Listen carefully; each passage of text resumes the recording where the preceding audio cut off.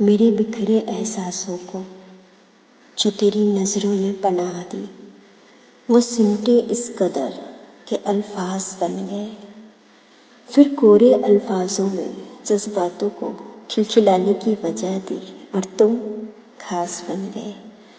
तुम्हारी नज़रें खामोशियाँ चुनती, मैं पल पल उस खामोशियों की चादर बनती। चांद को सिरहाने रख सूरज की आहट सुनती, उम्मीदों की छाँव में फिर बादलों की धूप चढ़ती। एक रात से जिंदगी बिन तुम्हारे 100 बरस सी कटती।